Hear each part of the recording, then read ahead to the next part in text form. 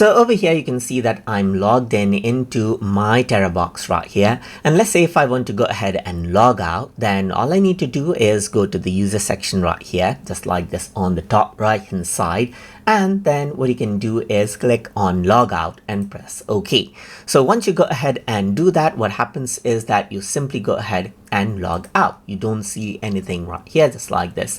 So you have an option now to sign up or log in. So what I'm simply going to do now is click on login right here, and you can log in with one of the social media accounts right here, or you can go ahead and choose email. So I chose email to actually sign up right here, just like this. So let me just go around over here and then type in my credentials and click on login right here, and you log back in just like this. So this is simply what you have. You can go ahead and log out and log back in just like this. So let me just go around over here and log out right here just like this. And if you want to go ahead and log in, you can simply type in this URL, or if you were to simply go into terabox.com, then all you need to do is click on login and then go around over here onto the email right here and type in the let's say for example the email that you use to actually sign up for the account, enter the password, login, and then you'll be redirected onto that particular page.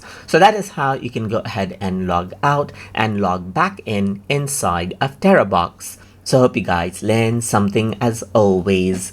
And as always, please like, comment, share, and subscribe.